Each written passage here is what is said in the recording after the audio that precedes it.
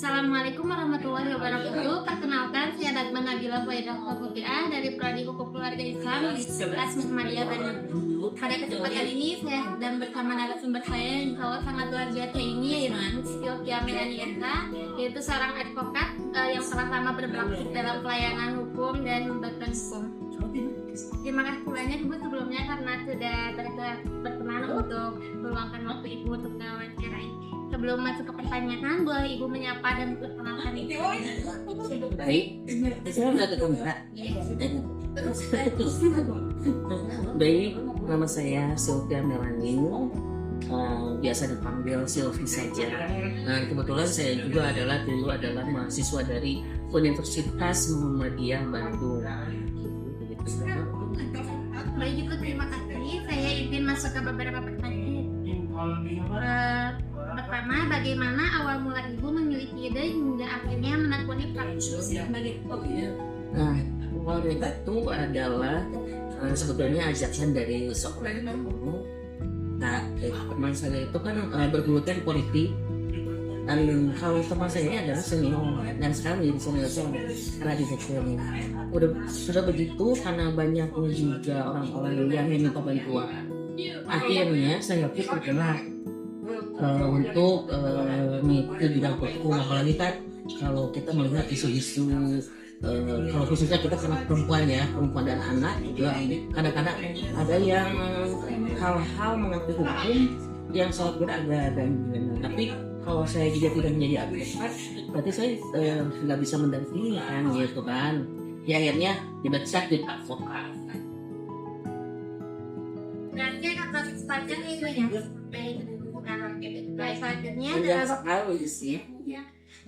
Selanjutnya dalam perjalanan itu apakah Ibu membangun rasa percaya diri dan keteguhan untuk tetap menjalankan profesi ini? Sebetulnya sejujurnya kadang juga karena kita melihat kenyataannya, kalau dengan mungkin itu kita mahasiswa juga tahu lah ya, kadang juga ada yang kontroversi dan sebagainya. Ada satu sisi dari hati saya yang sudah akan diteruskan, tapi di sisi lain saya harus memperjuangkan orang-orang yang memang membutuhkan keadilan dalam hukum.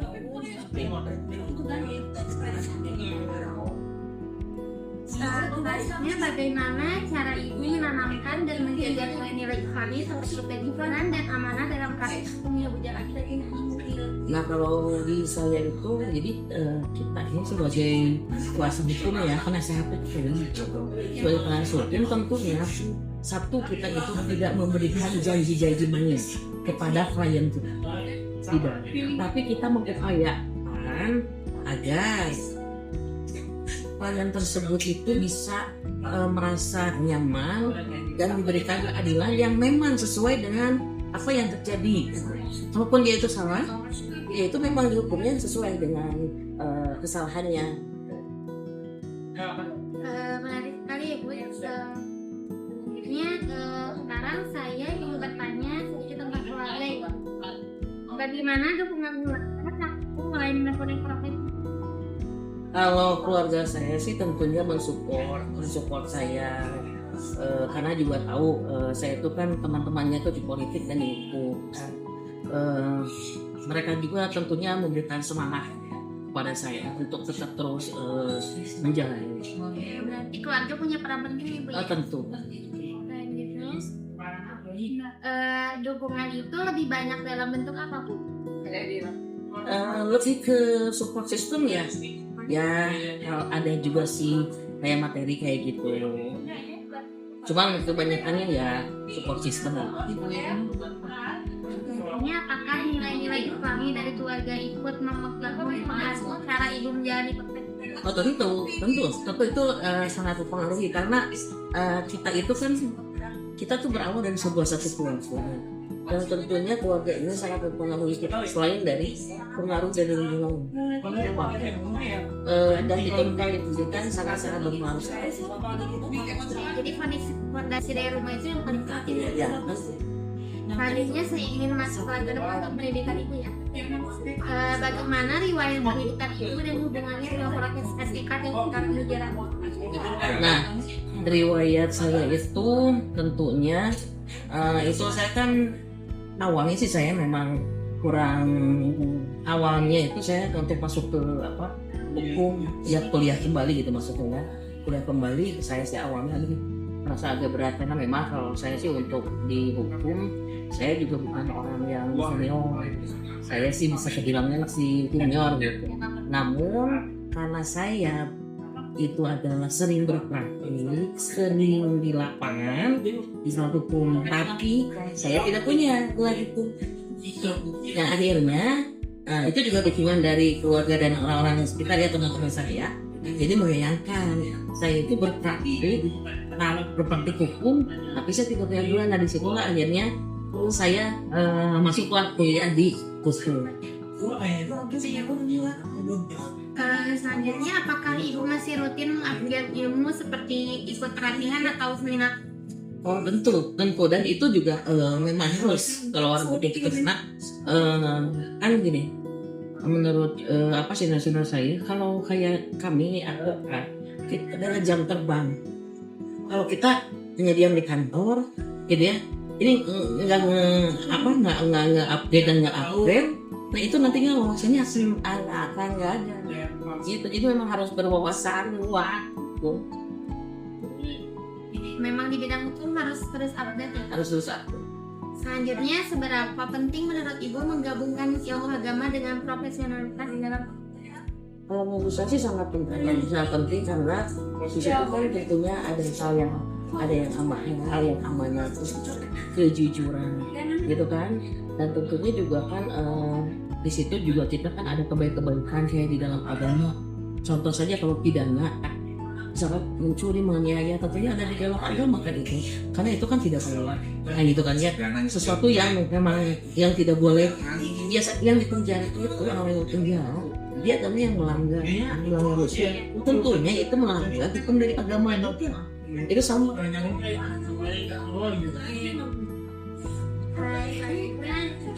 Sekarang tentang jalan dan buku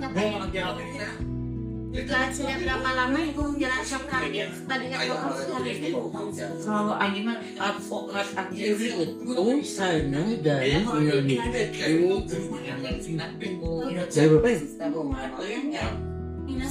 Kan saya udah kasihin tuh 2024, lupa lagi dah. Aktif lah 2024 ya, 2024. Namun saya kalau yang untuk di LBH itu saya dari 2013. Dari 2013 saya sudah masuk di suatu lembaga bantuan hukum 2013. Pengalamannya sudah panjang sekali. Kalau pengalamannya ya, coba nggak pengalaman. Selanjutnya, dalam 2 tahun terakhir, adakah pencapaian atau pengalaman paling berkesan dalam praktik ini? Kalau dalam praktek saya, karena kebetulan saya ini kan di lembaga bantuan hukum Muhammadiyah. Dan di Muhammadiyah ini kan katanya orang Arab berpikirnya sosial ya. Nah di situ memang kita itu harus mau membantu orang yang tidak mau. Maksudnya orang tidak mau kuliah dengan kendala-kendalanya. Ya ada contoh saja, misalkan seorang istri menganiaya suaminya tidak mau gitu kan, anaknya tidak dikasih nafkah, dia harus bekerja dan semua. Dia dari sisi keperluan saya juga kan itu saya kerja untuk menyelesaikan itu semua, tapi dia itu tidak melakukan kayak ke lawyer atau pembantu itu karena satu dia takut bayar, takut mahal gitu kan. Tapi akhirnya karena kita juga terbiasa dengan membantu yang tidak mampu, dan kita juga memang kita memberitahu bahwa kalau yang tidak mampu jangan takut, kita bantu. Nah karena itu pengalaman saya ini tuh melihat orang yang tidak mampu, dia juga takut tidak bisa membela dirinya, ya kita bantu untuk dibela sama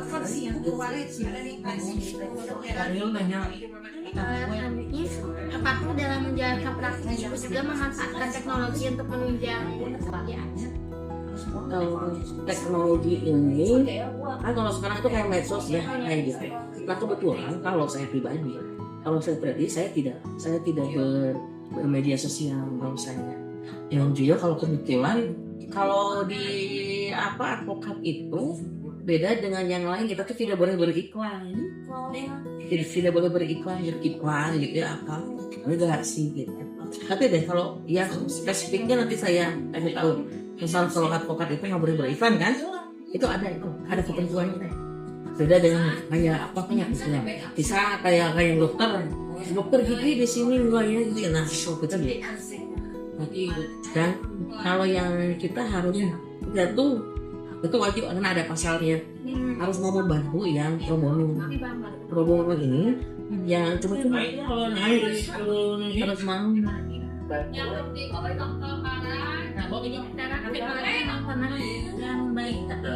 Iya, betul. Tapi kalau untuk saya pribadi, saya tidak bermaksud. Tapi kenapa saya nge-branding diri saya jadi nge-branding orang-orang nantinya lagi orang-orang tahu kalau saya kadang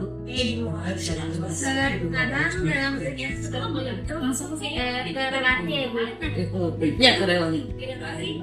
Bagaimana sih cara Ibu membangun relasi atau jaringan dalam dunia profesi? Nah, kalau saya itu kan kita kalau bertemu sama teman-teman sama keluarga atau ya lumayan senior, kita ketemu juga dalam acara nah itu kita membranding. Terus kita kan juga nanti ada anak-anak magang, anak magangnya magangnya dia ada kasih siapa ya? Apa yang biasanya dilakukan agar kepercayaan dengan klien atau relasi tetap terjaga? Itu balik lagi kayak yang tadi jadi ketika ada satu klien kita ketemu sama kita koordinator bukan karya. Kalau saya itu akan menjadi pendengarnya setia. Itu apalagi yang namanya keluarga, apalagi kita kan dari untuk keluarga. Kebanyakan kalau yang masalah keluarga kita harus mau jadi pendengar. Kalau yang nyaman, yang dianya juga merasa nyaman, dia itu merasa apa? Dia itu pembicaranya kita dengar tanpa kita lihat, dia jangan sampai merasa dia hasilnya kita harus kasih juga ke dia yang baik. Walaupun sebetulnya kita nggak bisa terjun langsung ke dalam permasalahannya, tapi setidaknya kalau ada masalah keluarga gitu kan, ketika kan di masyarakat kita kan sering mendengar, itu kan memang harus dia lah sama dia harus mendengarkan dan mendengar yang baik, ngasih advice yang baik semuanya. Jadi kalau dari satu klien kita memberikan yang terbaik, dia ketemu lagi sama orang yang bermasalah, dia akan menceritakan orang tersebut. Begitu pun selanjutnya betul. Akhirnya apakah itu memberikan kalau di organisasi kecuali kalau saya mah organisasi lain. Kalau organisasi yang terkait sama KPPI, nah saya lebih berani.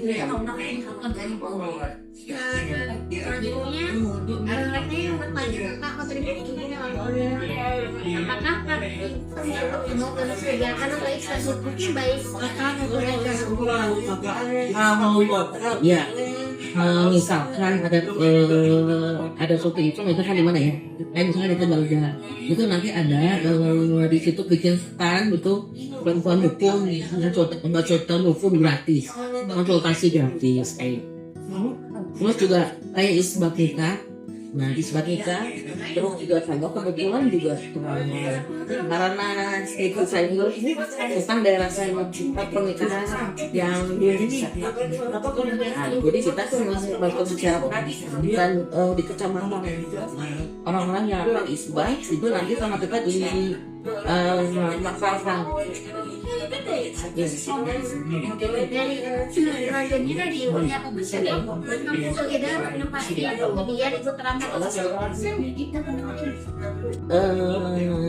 Inovasi dalam praktik ya kalau misalkan kita kan di hukum ya, nah kita itu ada di tentunya kalau fleksibel kan, kalau itu fleksibel.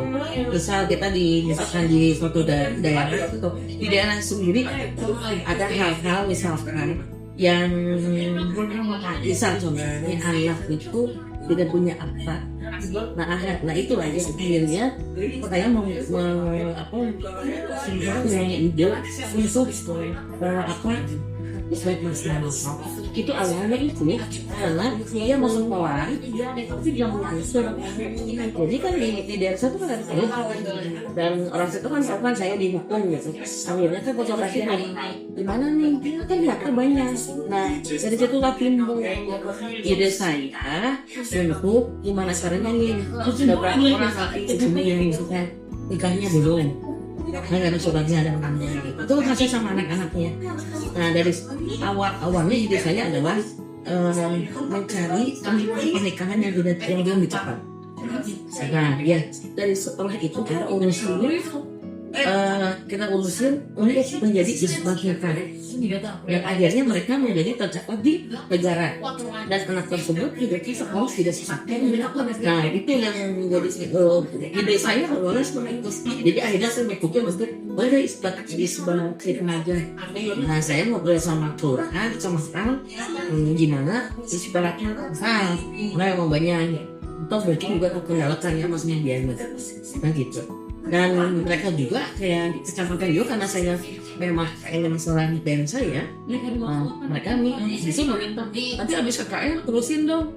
Nah justru yang ada di situ saya bukan hanya sekedar KKN aja, itu sama saya nggak terusin gitu. Kalau saya udah nggak KKN ya saya lanjutkan. Jadi memang ada sih, jadi berawal dari orang daerah saya juga, tapi ya sama orang daerah lain juga sampai ke KBP kemarin juga ada kita bikin isbat nikah belum tahu karena punya tahu ternyata nantinya menurut ibu jalan kaki ini memberi dampak apa bagi masyarakat sekitar? Tentunya sangat berdampak sih menurut saya. Satu adalah karena masyarakat ini tidak semua masyarakat itu mengerti itu. Contoh ya, saya kasih contoh. Mereka dibantu mereka itu menikahnya saja, walaupun ada alasannya, ya pasti itu menikah itu pasti sudah alasan. Nah, saya maksudnya tujuan kenapa dulu kenapa dulu nggak dispensasi jadi nantinya kan ya harus nanti sekarang harus harus nikah kembali terus nanti harus asal usul anak dan sebagainya.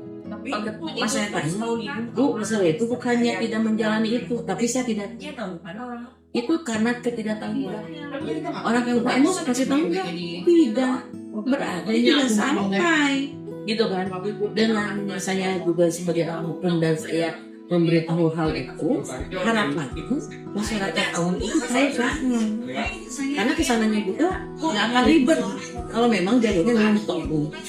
Jadi dia harus dia ada edukasi. Nah sampai saat ini edukasi itu belum ada. Nah itu edukasi tentunya itu edukasi bagi masyarakat dan juga biar dia sadar hukum. Kalau ketika dapat edukasi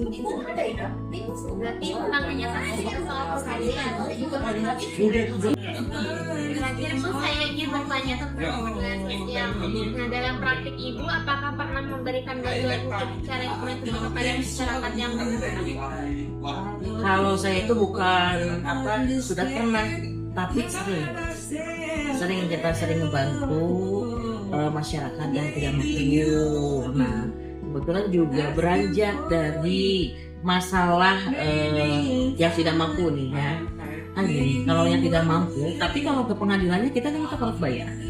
Nah, kami ini cari gimana caranya bisa membantu masyarakat tidak berdasarkan kuota gitu kan ya.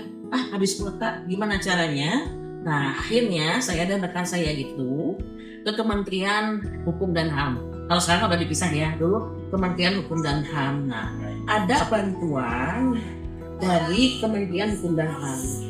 Tapi syaratnya itu harus kita ikut akreditasi dan harus lolos. Nah akhirnya setelah perjuangan ya kita dengan syarat-syaratnya gitu ikut akreditasi dan alhamdulillah kita lolos. Kita jadi biro konsultasi bantuan pupuk Muhammadiyah Al-Fajadi itu adalah salah satu di Bandung tuh ya yang terakreditasi di Kementerian Hukum dan HAM. Nah itu karena apa? Karena banyak kita itu yang meminta bantuan secara cuma-cuma. Kita juga ingin membantu yang lebih banyak lagi. Alhamdulillah kita dikasih jalan, kita lolos akreditasi sehingga kita bisa membantu nggak hanya 1-2 gitu kan. Walaupun memang itu ada batasnya, tapi juga kita menghilangkan dana tersebut. Sebetulnya bukan dana yang diberikan, kita tuh reimburse berdasarkan yang sudah kita kerjakan, baru kita reimburse. Kalau masih ada lagi, selagi masih ada kita bantu yang tidak mampu. Gitu. Dan tidak mampu itu memang jelas-jelas betul tidak mampu. Kenapa? Yang bayar dengan yang tidak mampu itu prosesnya lebih panjang yang tidak mampu.